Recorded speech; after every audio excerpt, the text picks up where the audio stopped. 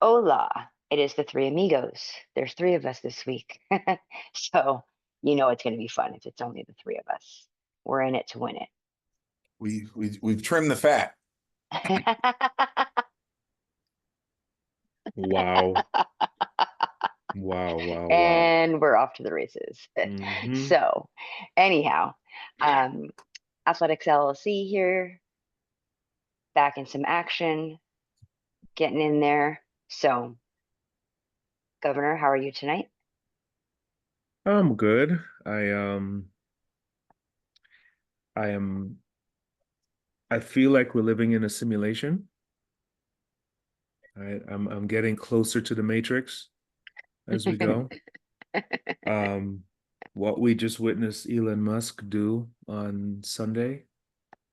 Um, yeah, there are levels to this. I mean, my comment was, Tony Stark trying out the suit for the first time, that scene, and I'm just going, this is a rocket booster that he's staring from out of the hemisphere to connect to some damn tweezers. Like, what are we doing? I mean, unbelievable. I mean, call me a science nerd, call me whatever, but yeah. Still, I still watch it. It's fascinating. So, with everything that's going on in the world, I just know that evolution is still raging. It's still going. So that's my little bit of nerdiness for you. Now, see, the governor is such a good guy that he has the ability to pause and marvel at scientific Ingenuity. Yes. ingenuity Hmm. by illusion. I know. I So, know. Yes. yeah, it was cool, but that guy's got to go. I'm sorry, that guy's. But yeah, anyway. Well, what I was gonna say quickly about it is, remember when we used to watch the Jetsons? Hmm. And like Yeah, that was a full-fledged cartoon that was Yeah. non-reality, that wasn't Hmm. going to be a reality anytime soon. And here we are. a lot Yes. of it is here. That is very. We watched the Jetsons and Uh-huh. now we're watching reality. It's Uh-huh. And they're Yeah. phenomenal. not far from each other. Yeah, not at all. But Clyde, how are you? I'm late, and my apologies to y'all for being late. The audience watching this doesn't know that I was late because it's all on YouTube. But I was late. But I was late for a good reason, and it's worth informing on this week and last week. Um, I was privileged enough. We at San Jose State were privileged enough to welcome back Dr. John Carlos and Dr. Tommy Smith to the campus.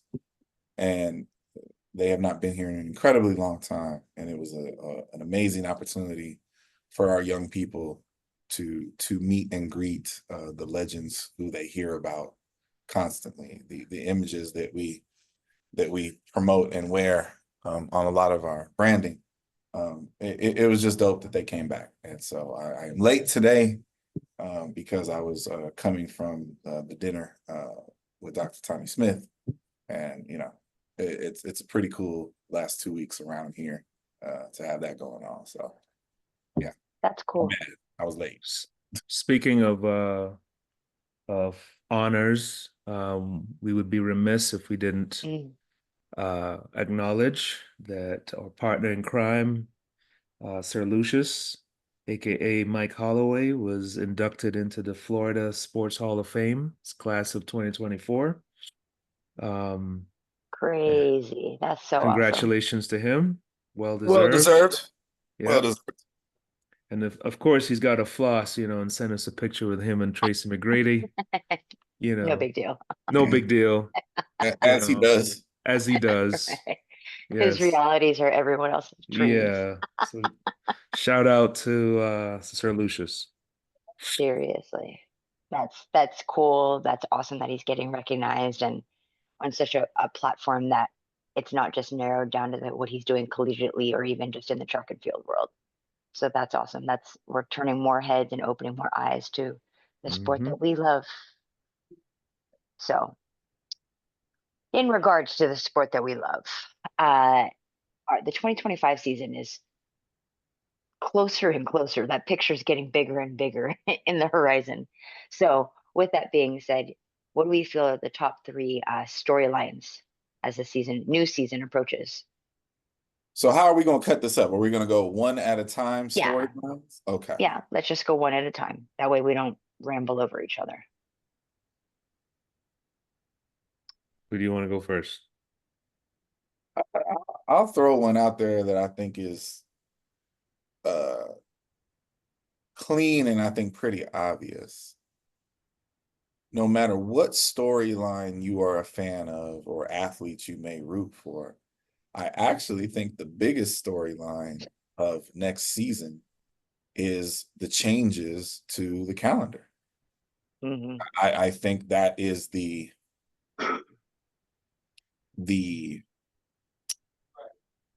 professionalism that we needed to arrive at. At the same time, it's also the boogeyman that a lot of people are scared of. Mm-hmm. And from start to finish, I will be very intrigued by the storylines of how people thrive or flatten, just face plant in the wake of this new reality that everybody's going to have to figure out how to navigate. It's incredibly intriguing, and we've talked about the nuances of it, on previous shows. But from a storyline perspective, I really think that the new calendar is the driving force behind whatever else happens. Mm-hmm. Agreed. I think the term professional is about to be turned on its head. And I feel like the idea of being ready to run your best or jump your farthest or throw your furthest in mid-September for the foreseeable future is seriously going to alter the way athletes approach coaches, managers, and when you think about the varying levels of athletes in our sport, the ones that don't need to compete day in, day out, juxtaposed with those that need the points. They've got to get over there. They got to get over there early. They've got to get points. They're trying to make the World Relays team, so they can get in with USA Track and Field, et cetera, et cetera. And oh, by the way, you still got 2 months, 3 months before USA Championships. That in itself, having USA's in August, again, when do you start your preparation now? Okay. I mean, are you, God forbid you attempt to compete indoors, because we do have world indoors this year. Or sorry, world short track championships. Short track. Yeah. So all of those things should keep coaches up at night, in my opinion. For those that are putting schedules together, that are trying to come up with a plan, and the fact that the biggest meets, the most popular meets, the oldest meets are pushed towards the end of the season as the crescendo leading up to Worlds. Again, I mean, you're going to skip out on that? Are you going to, those are things that I think, I think that the way that these athletes approach the season is going to be forever altered. I'm going to resonate the same thing, but in a different tone in regards to the management of the seasons for the collegians. Like specifically narrow that down, right? Mm-hmm. Like I don't want to say there's not. I think the decision to have crossover is going to be I believe it has to be a very poignant one. it has to be very intentional. It's not much more of a let's see what happens type deal, because there's going to be major repercussion, if it's a flop. Well, just think about this. NCAA championships are the middle of June next year. Mm-hmm. Which college programs are going to have the wherewithal outside of summer school to keep a kid on campus To the end of July. till the end of July? Mm-hmm. Okay, it's not a 2-week deal anymore. Yeah. It's 6 weeks. Kid has to be fed, kid has to be taken care of, therapy, training room, has to be access to facilities, all of that. Mm-hmm. That's going to be huge. It's going to be Mm-hmm. a big question to be asked. And not only that, what are you going to do in those 6 weeks? I Yeah. mean, are we just training? Are we trying to find meets? Where will we find meets? Okay. So then does that up the quality of attendance for all comer meets that happen in the summer? Uh-huh. You know? Better start getting the San Jose State all comers meet on the schedule, Right. you know, Right. coming to a public track near you, you know. Yeah, won't be here. Yeah. Yeah. I mean, I think that's interesting, because it's not how in years past when Pan Am's, U23s, whatever it is, mhm. happens in September, October, November, you know, you just start your fall training and see what happens. Yeah. That's Yep. that's not a thing. It's not a wise thing, in my opinion. Yeah. You can't, that's not a global championship type strategy. Yeah. Um, Relevant, not relevant. I think a top storyline is the fact that Noah Lyles is actually going to run against, is it Tyreek Hill? Am I saying that right? hmm I think Yeah. that because how long has that been a conversation? A serious Years. conversation. Yeah. Well, assuming they're going to do it, but that there's actually quote unquote plan for that face off is going to happen. And Yeah, I no, wonder what's going to happen to that. I think that's a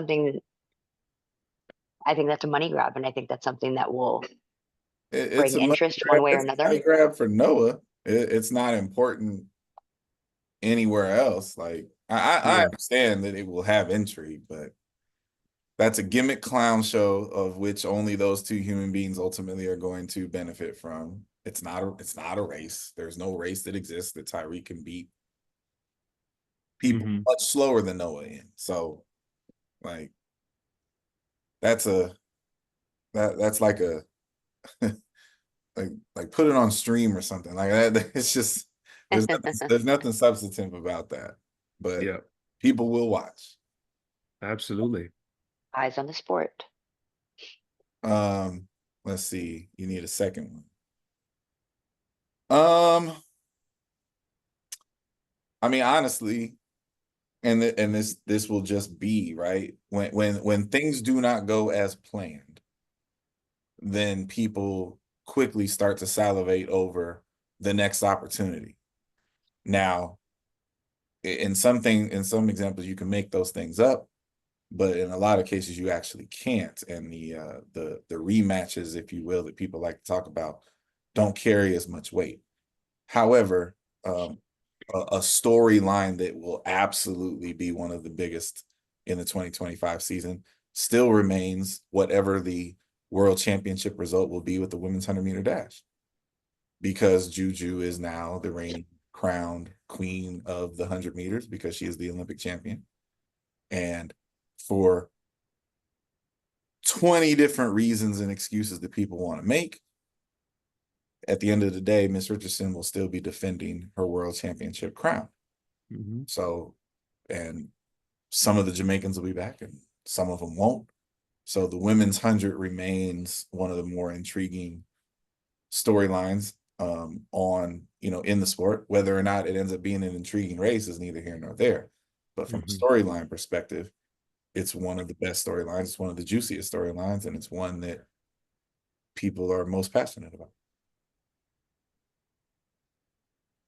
Agreed. Um, I'd say to add on to that, you know, I think another storyline is going to be the return of quite a few medalists, quite a few former, well, existing world champions, Thing Mo, Rojas. I mean, there were quite a few top dogs that didn't even compete at all this year. Right. I'm looking forward to the return of those athletes, and you know, the athletes that came out, Shawnee Miller. I mean, Mhm, what is the 2025 version of Shawnee Miller? I mean, she is a player. mhm. Um, so all those the athletes that have, won prior to 2023, that still have something to say. I'm looking forward to welcoming those athletes back, to add a little bit more mustard to the mix. Correct me if I'm wrong, but I swore I saw this, that Shelly Ann's getting a new coach and going to a new Mm-hmm. camp. Yes, So she I think has. that's intriguing to see how those ingredients change the cake. What is that going to look like? Shelly is changing coaches, and then there were multiple reports that Elaine is in negotiations to return to MVP. Interesting. Interesting. So, obviously we always give a lot to the Jamaican sprinters as to their strength and the competition that they contribute. Um, but now this turns even more of a spin, and you turn your head to the side to say, like, what's going to happen with that?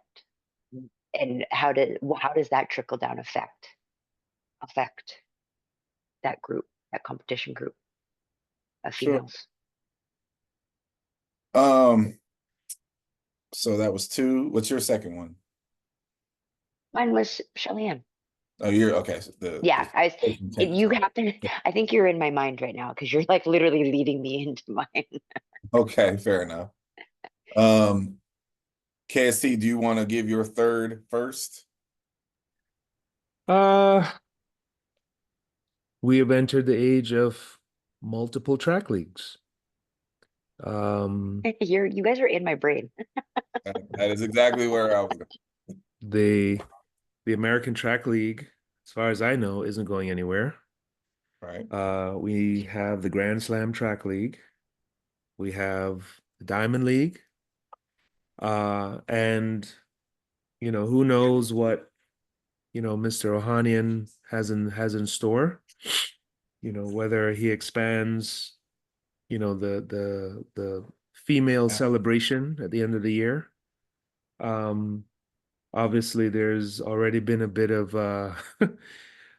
banter back and forth on X, Hmm. regarding, you know, the Grand Slam athletes needing permission to compete in other leagues. Um, and for the first time, I think we are now entering a stage in or in this profession where there could be a bidding war, God forbid, for your Mhm. services. That's You're crazy. actually There's actual value if you bring something to the table. Um, it's phenomenal. And I think obviously, we're starting with a small subsection, but I see this only growing and growing. I mean, obviously, there's a lot riding on Grand Slam to make sure they market it, correctly, make sure they get the viewing audience that they need, and achieve those objectives. But yeah, I just like the idea that there are choices. There isn't a dynasty or one conglomerate that's running the entire show. You Mhm. have a league now that's paying more than double in prize money. Like, it's amazing. I mean, and this is something that we as purists and lovers, folks that love the sport, we've been waiting for this for a long time. Mhm. So I'm all for it. Let's go. Well, I that is exactly what my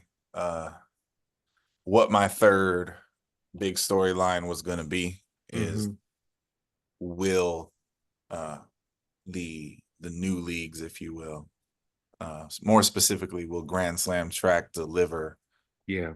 on what it says it can and will deliver on? I think that's a huge storyline. I think it's important.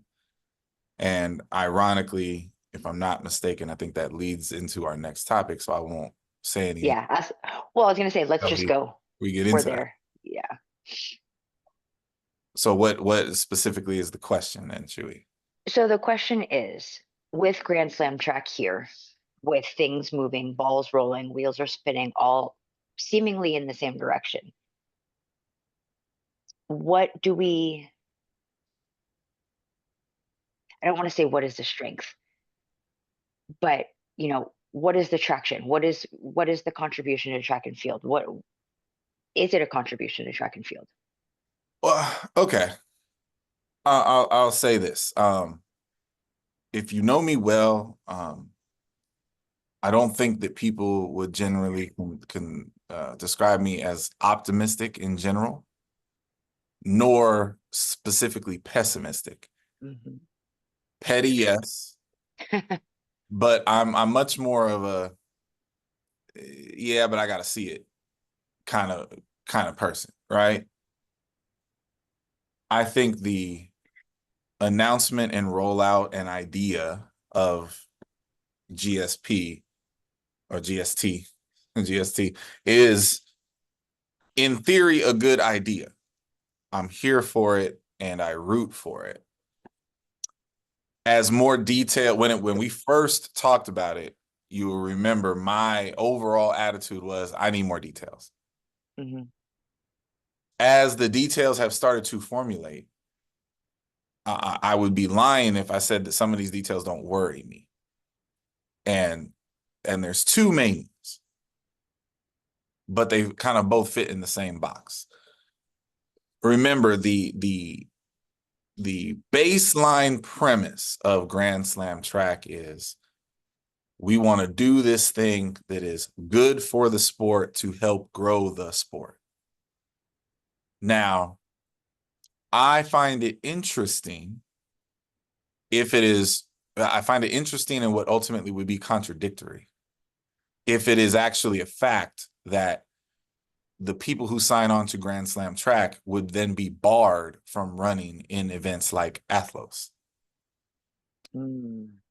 I don't see how that's good for the sport. I don't. I see how it's good for Grand Slam track, right?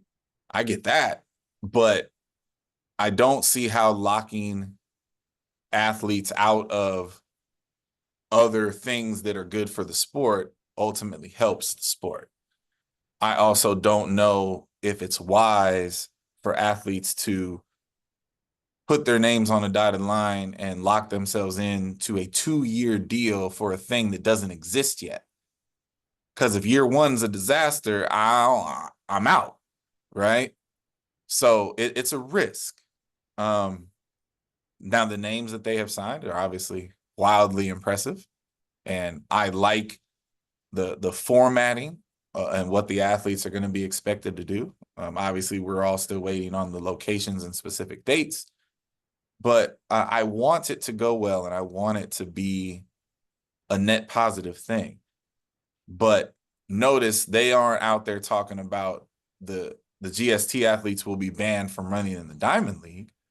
Oh, of course not, because you need World Athletics to co-sign your meets, and put their stamp on them so they have some kind of worth within the industry and world rankings and all that other stuff.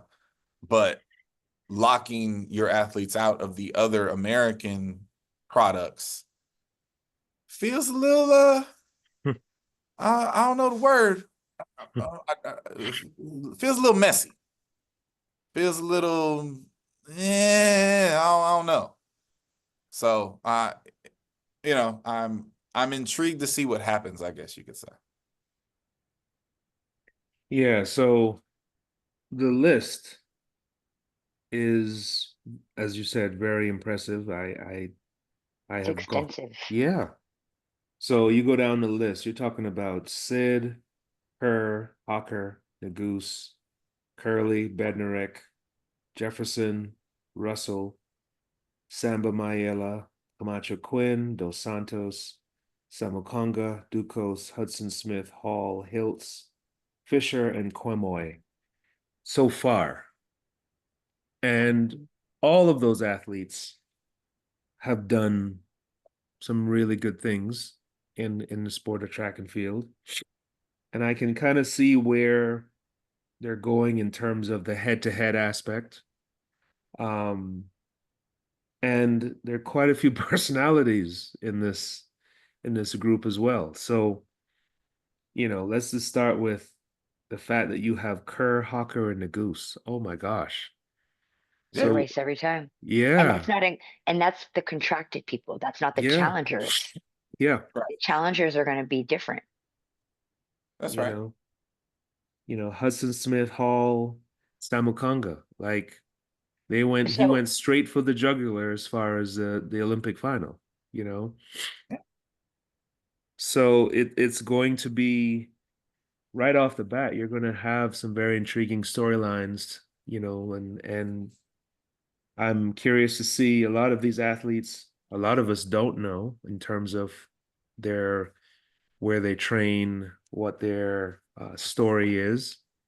So I'm really excited to see if Grand Slam's track can go a little bit deeper, give us some more insight into these individuals, and paint the picture because you have to be able to tell the story, and build up the story prior to each race. And yeah, I mean, this looks intriguing. I'm excited to see it. maybe I didn't hear you say this name, but both Fred and Kenny are in too. Yeah, Oh, yeah. yeah, Curly and Bednarek, yeah. Yeah. Mm-hmm. So I think I like the fact that in it's just a short sprint. So it could be the one or the two. Mm-hmm. They're not going to necessarily be stuck in one or demand that they only run one versus the other. Um, Yeah, I'm intrigued. I think from the aspect of doing what you know how to do it well, doing what you know how to do and doing it well resonates, right? Like I know Huffins, or I'm sorry, what's his face? That guy. I just forgot it. It changes so often. I already forgot. The EP the EP. um, wasn't super happy about the lack of representation for the field events. Mm-hmm.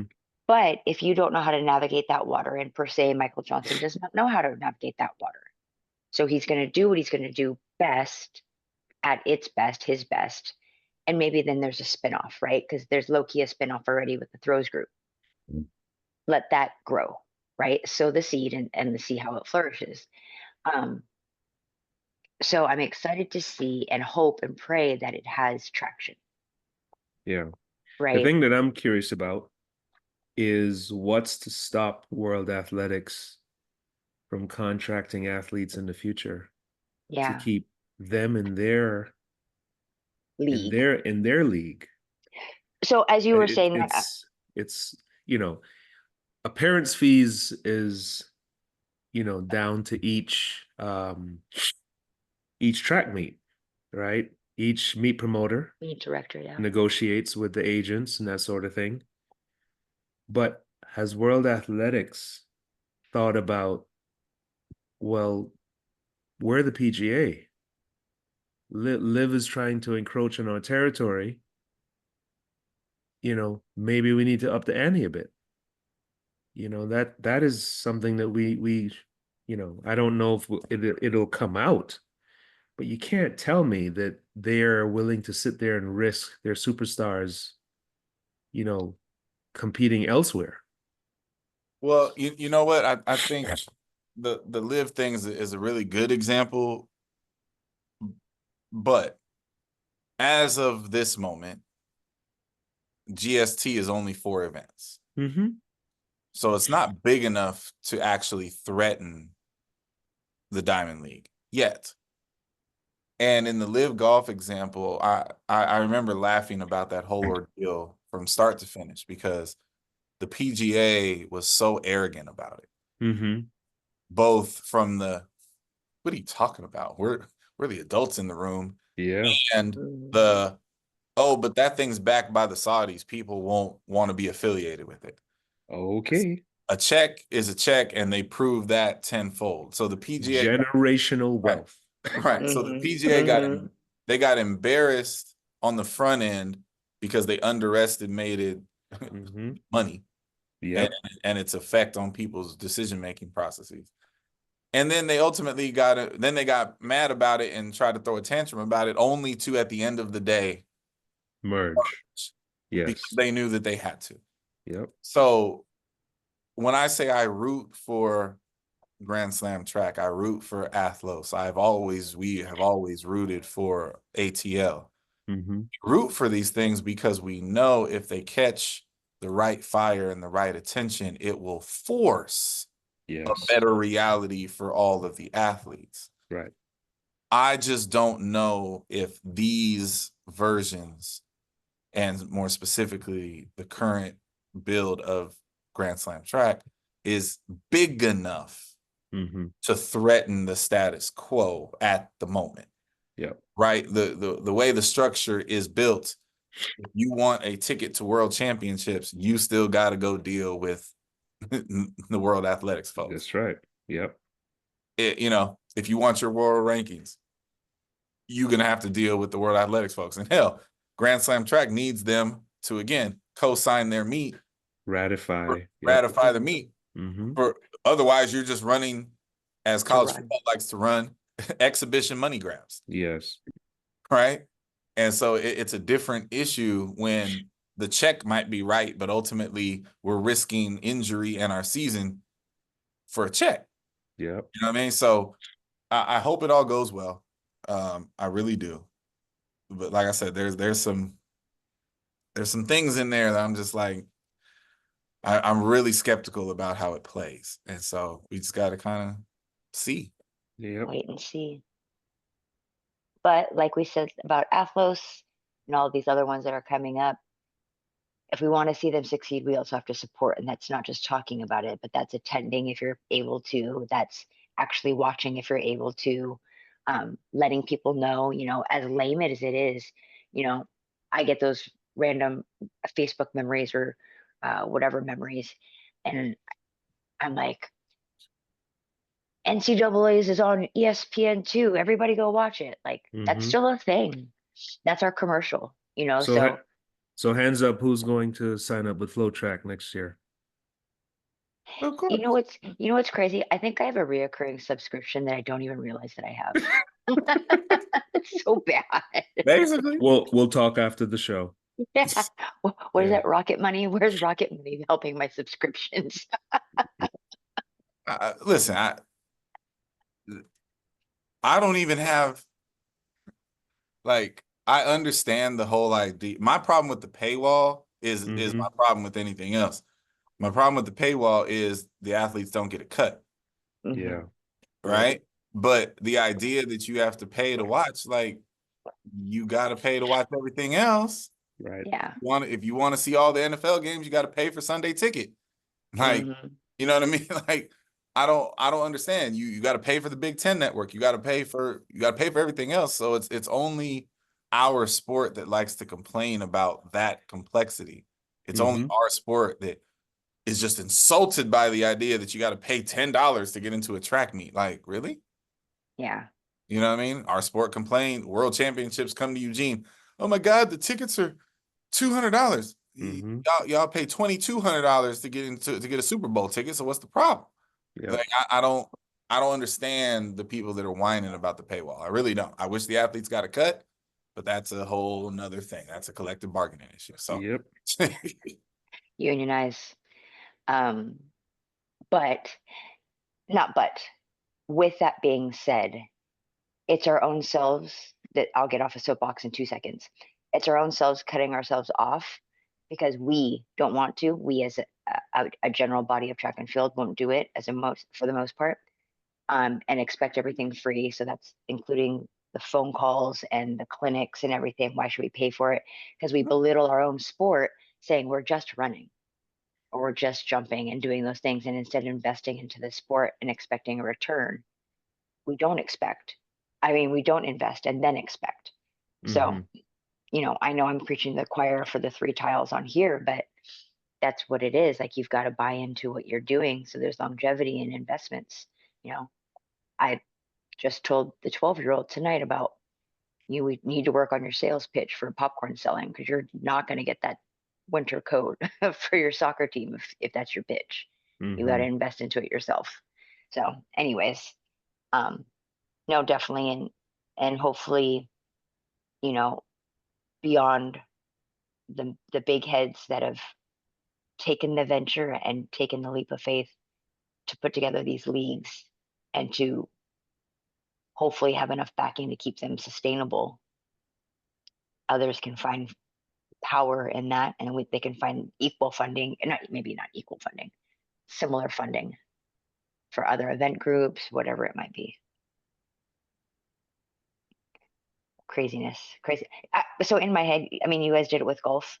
I'm trying to think of other sports that have multiple leagues, that have an overseeing thing, and I'm trying to figure out. Soccer has 50. Yeah. Okay.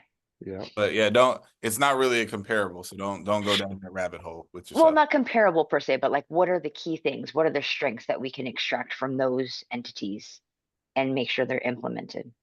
And I don't know that we can. You can't really. It's ball sport stuff. Yeah. Though I wish there was relegation in track and field. Yes, right. Oh my goodness. Speaking of logistics and such,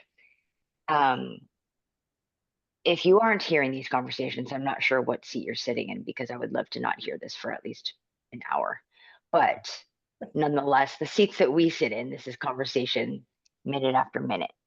The NCAA is has passed and will be passing, and is continuing to talk about different legislations that are going to be set forth as early as July 2025. There are institutions who have already come up with their plans, some that are thinking about it. Conferences who are starting to set different limits in line of roster max scholarships being indefinite at this point. With all of these things, that's just a smidge bit. That's like the smallest slice of the pie that I can even mention. I made the joke earlier. I'm going to go ahead and say it, but the state of the union of NCAA, like, where do we see us right now, and how are we navigating these waters, whether within our career more so than anything else? Because the sport's going to be, well, I guess we can't assume that the sport will be there, assumingly, but how do we navigate being in it and being a part of it? Man, this is a where do you start? So let's just talk about let's start with roster limits. Okay. This is going to severely impact the way university programs recruit. Depending on how many scholarships, if an administration decides to say, okay, we're going to go to 25 women and 18 men, well, you've got more money to play with, right? Now, the idea of a full scholarship, it has been traditionally categorized as worth its weight in gold, right? Anyone on a full scholarship is expected to compete at the highest level at the conference, is expected to eventually be a player at the national level. And you know, there are high expectations placed on that. Well, when you add more scholarships to the mix, that I think it diminishes what a full scholarship is. Now whether we, like to admit it or not, the programs that have succeeded to this point, the programs that have been perennially at the top, have done it with 12.6 and 18 plus Alston plus NIL, COA all of the acronyms. yes, right? And they've found a way to weave into the fabric of, you know, in general, how are you making sure athletes that deserve it are getting what they deserve, right? Well, let's just start with the pending agreement, the pending settlement is coming with the NCAA, and the fact that, by all accounts, Alston might go away. That is a very high possibility. So now we're back down to a situation where everybody theoretically is on equal footing. The separation will be NIL, right? How many collectives will continue to support track and field? That is another question that's out there. I feel like we're in a bad haircut stage of the NCAA as we know it. And there's a lot of TBD right now. So you're sitting down with a young man or a young woman and you're trying to explain, what, okay, so let's just take it from this standpoint. What should your focus be? Or how do you market yourself? How do you make yourself more attractive? Well, you've got to know the portal or up and down. You have your recruiting acumen has to be top notch. There's going to be more of an emphasis on recruiting ready-made athletes, athletes that have already achieved things, whether it's high school or coming from other programs or overseas. Knowing how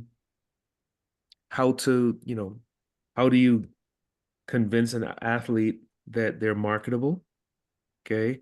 How do you educate an athlete on, hey, there are opportunities out there outside of the what we're giving you? I think the X's and O's, just being able to coach an athlete to get them faster, get them stronger, you are now going to have to be much more complete. You are going to have to be able to come in and negotiate with your head coach. When you're dealing with roster limits, we're getting into April, May. We know that 6 athletes are graduating, right? Potentially all on fulls. Well, that's 6 scholarships that we have to replace. Okay. Now, where do those 6 athletes come from? Well, most head coaches are going to say, bring me the best. Bring me the best kid. Let's roll with that. And, there's so much wrapped into that. Like, I don't know how I would, accurately describe that to a young man or a young woman, because that can get complicated real quick. Okay. There are going to be programs that are very heavy in 400, 800. There are going to be programs that are going to their bread and butter is 100, 200. There are going to be programs that are heavy in multis, jumps, throws, distance. And I think we're going to see a lot more niche programs. So, for a coach that wants to coach sprints and hurdles, would it be worth your time to go somewhere where they're just not focusing on that? Probably not. Clyde, what are your thoughts? We didn't add a topic, right? So I think Chewy got us, as she does sometimes. She put so many words into her description, I lost focus on what we were meant to be shooting at. We're supposed to be doing like The state of the NCAA and as a profession. as a profession. Absolutely. Okay. So the current state of coaching track and field in the NCAA is a very bleak and scary and high risk endeavor. If you're not in and are thinking about getting in, my advice would be find a more stable profession to spend your time doing. But for those of us who are already in, I think the new economic and scholarship and rules realities are going to force a lot of people to look in the mirror and really decide what it is they want to do in this sport, assuming that they can stay in it. What do I mean by that?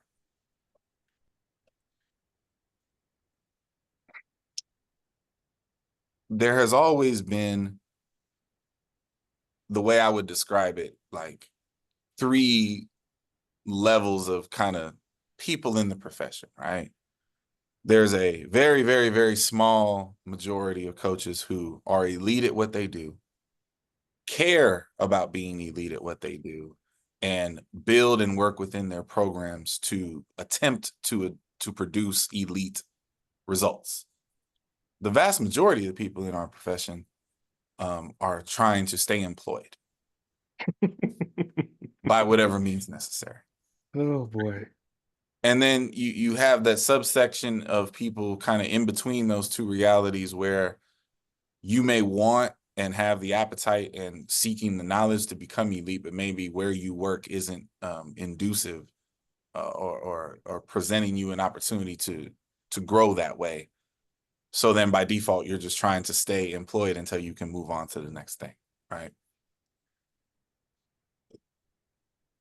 From a Division I perspective, you're going to see all you have to be able to do is simple arithmetic. There's going to be divestment in a lot of programs across the board. Now, whether divestment looks like the complete dismissal of having the sport at all, I don't think you're going to see a lot of that. I actually don't, because there's a certain political weight that goes with that, right? But just because a program exists doesn't mean it has to be funded. Just because a program exists doesn't mean that you have to have scholarship money, right? Mm-hmm. And so I think you're going to see a lot of Division I programs in the very near future starting to function like Division III programs, meaning you exist and you have a job, but you don't got no resources to go induce athletes to come to your campus. Go find us some walk-ons and do what you will. Or take these 2-3 scholarships and figure it out, coach. Like that's the way that I think I see this playing out. And it's not because I'm overly pessimistic. It's because of the phenomenon that a lot of people either don't know about or don't pay any attention to, which I simply refer to as protected class of sports. In Division I, no matter what conference you exist in, the rules of said conference dictate that certain sports must be invested in at the full weight, whatever that means. Football is always that.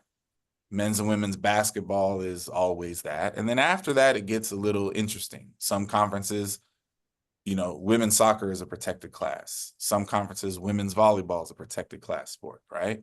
And that's not an official term. That's just the way I'm choosing to talk about it for the sake of the conversation.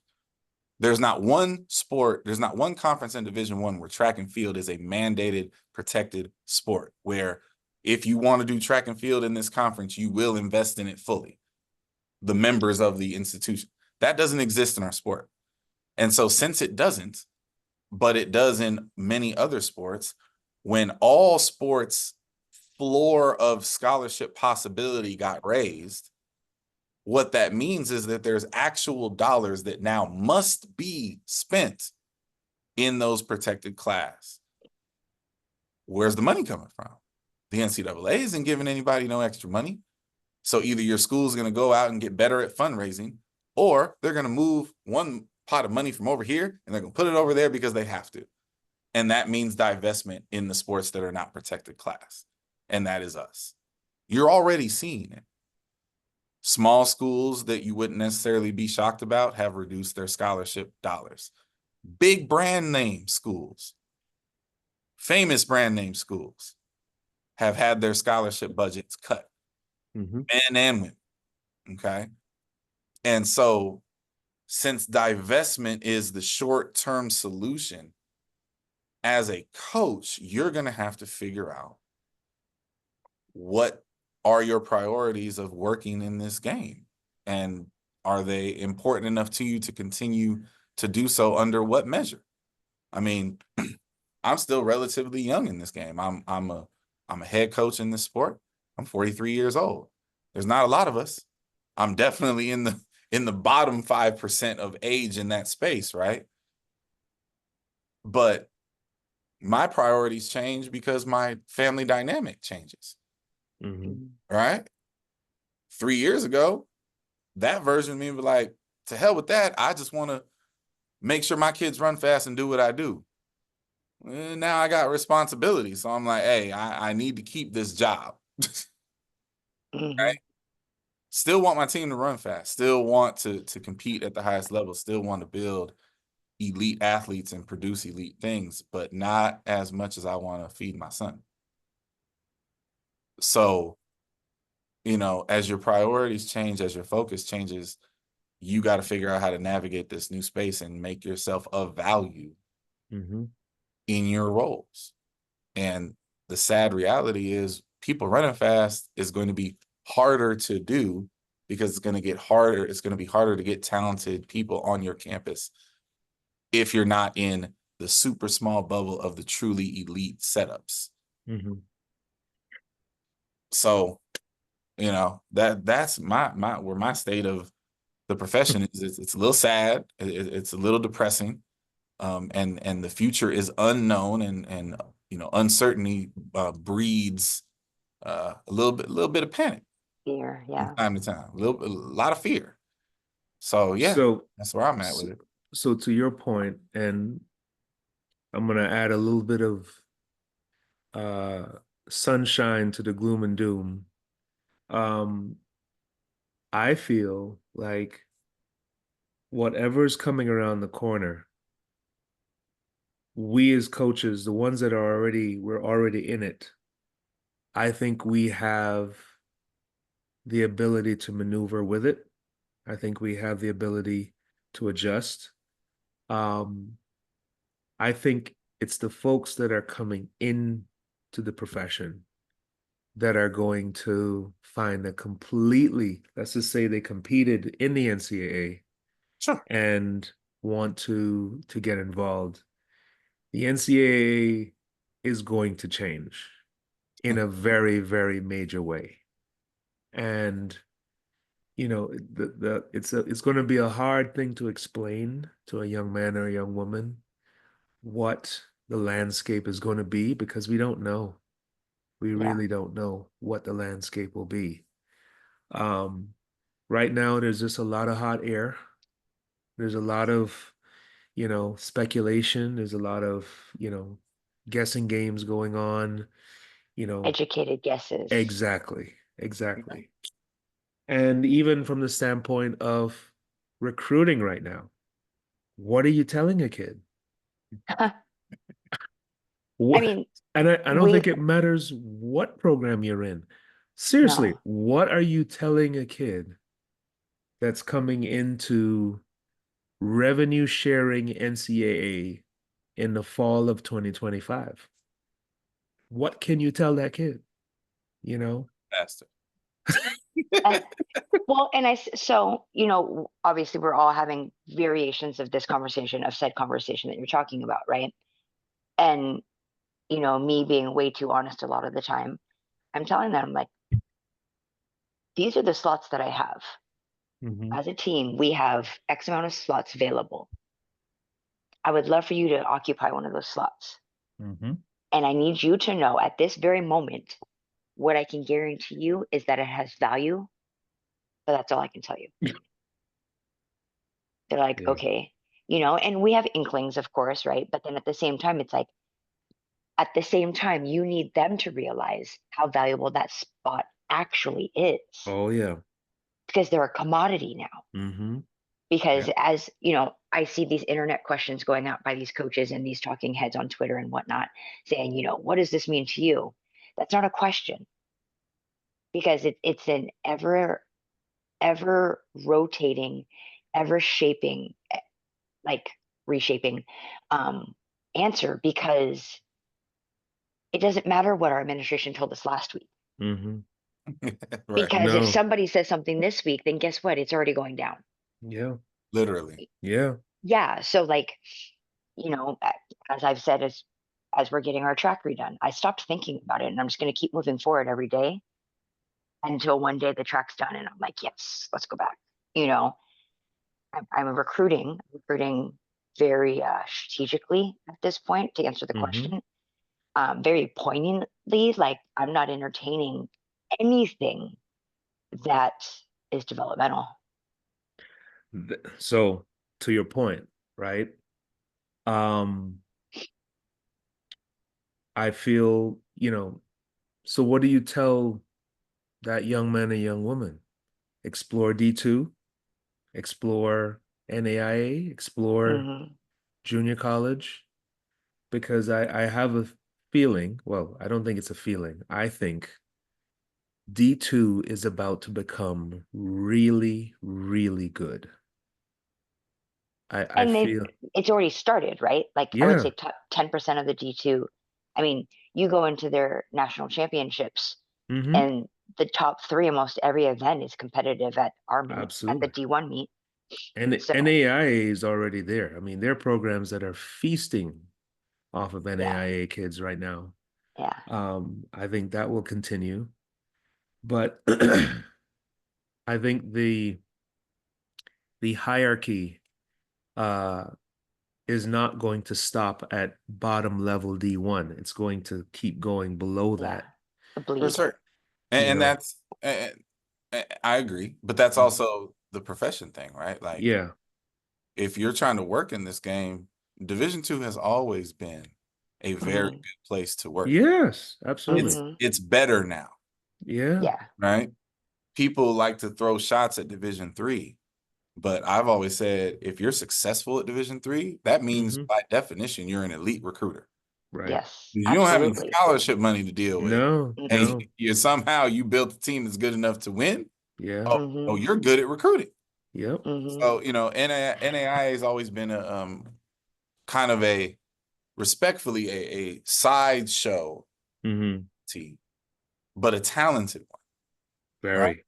And so again, from a job perspective, I've never understood why people are so obsessed with the level of division that is cutting you a check.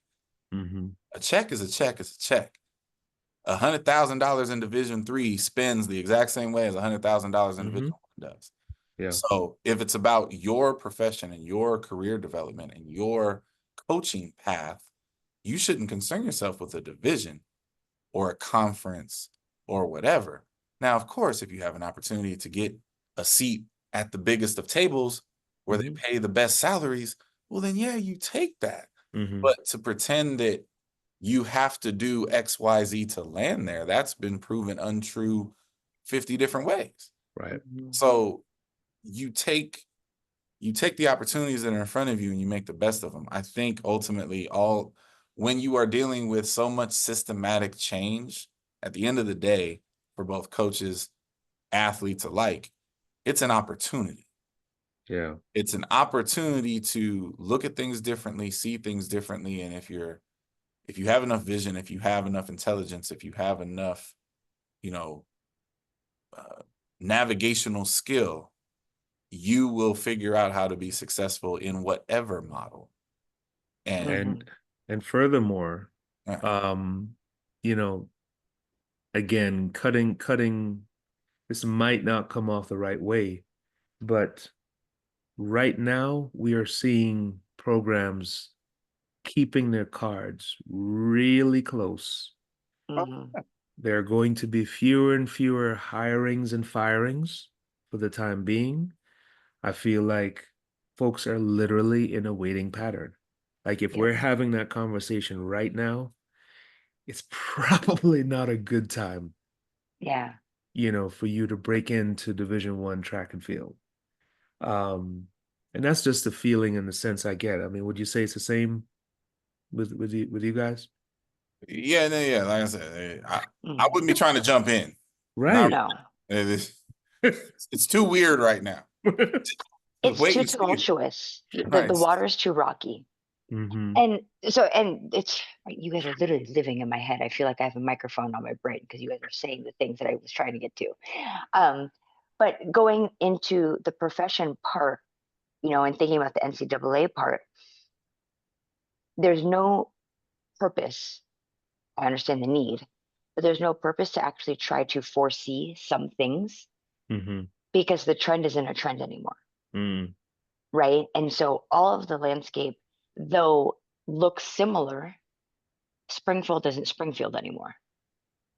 It's through a different lens. So we've got to see how the buildings are going to be set. All these things, all these populations are going to look different to us. And so, we're going to be faithful that our sport remains alive at our respective institutions, if not across the board, and operate in a way that we appear to be able to function, thrive, and survive on minimal, but at maximal enough so that we still get enough of what you need. Yep.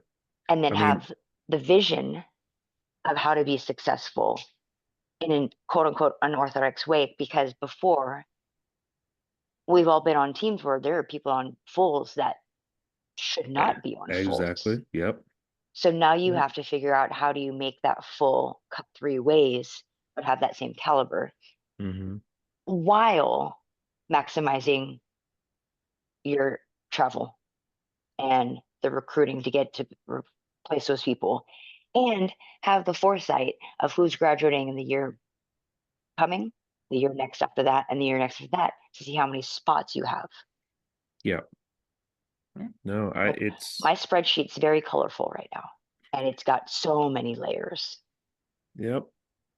I mean, trying to explain what Title IX is going to look like next year. How do you explain that? How do you explain how that's going to affect roster sizes? What is men's track and field going to look like in 2025? We don't know. We really don't. And numbers are being thrown around. Yeah. And by and large, it's almost like, well, as long as you're 10 less, that's what I keep hearing. As long as we're 10 less on the men's side and all of that. But we don't know. We don't know. That's right. No. And not until football, basketball, and baseball figure it out. We can't. Yeah. Because that revenue has to go there first, and whoever cries that they don't have enough is going to get fed first. So we've got a whole bunch of nothing burgers for that newbie. We've got a whole lot of maybes. We've got a whole bunch of sorta, kinda, maybe. If you get offered a position, my words of anybody that's coming up right now in this profession, if you get an opportunity, take it. Just don't be crushed if it's not there the next year. It's a temp position. You're a temp to hire at this point, right? Yeah. Be grateful for the year's salary. Be grateful for the benefits if you got it. Be grateful for literally be in all of that you can appreciate. But if it's not there in the year coming, just be like, thank you so much. I'll see you again sometime soon. And you've got to be just in it, in the moment, be where your feet are. If that statement's so true. But yeah, wow. It's a lot. It's a It's a lot, a lot. lot. It's a lot. The private sector, I feel like, is gonna grow even more. Right. And maybe even become more credible because now the coaches that don't have jobs are gonna be doing it. Well, to that point, and I might rub people the wrong way when I say this, but I think we all, as a profession, I think deep down inside, those of us that have been in this business 10, 15, 20 years, we know that we could be killing it elsewhere. Yes. We Times. are self-aware. We're not living in a bubble. Okay. What this profession has taught me from a standpoint of being maneuverable, being able to adjust, changing conditions, being able to communicate, being able to motivate, to to get people to do things they could never have dreamed of doing. You take any one of us and put us in whatever, whether it be um, private sector, business, whatever. I have no doubts that we would all flourish. I have no doubts at all. The common bond that is within us is that we absolutely love what we do. We absolutely love it. That's why we stick it out. That's why we know that the vast majority of us are underpaid, are underappreciated, okay? Overserving, okay? Under promising and over delivering. That's what we do. And it is what it is. And so, yeah, I could get deeper, but I'm choosing not to. But yeah, I mean, it's a heavy subject you decide to throw out there because there will be a lot of us that are in that position that'll be facing some very tough decisions. I mean, I don't want to beat around the bush. It is what it is. So, but just know that when you take the vast array of things and the responsibilities that we have, we can go anywhere. Mm-hmm. Anything closing on that, Clyde? No, not really. Yeah. I mean, as much as we said, like, please don't think that the state of the NCAA is like a doom. I mean, obviously there are things that are happening that are going to reshape it and it's going to be different, not necessarily bad, just different. Yep. But we just got to make sure we navigate it right. So with that being said, very educational, insightful, and thought-provoking topics tonight. So that's encouraging you all to dig a little deeper, not take what we say on the tiles or somebody else says on their tiles for gold. Just make this the itching factor and go do some digging for yourself to see where you stand. So, all right, everyone, have a great weekend. Enjoy yourselves, and we'll see each other next week. Bye, y'all.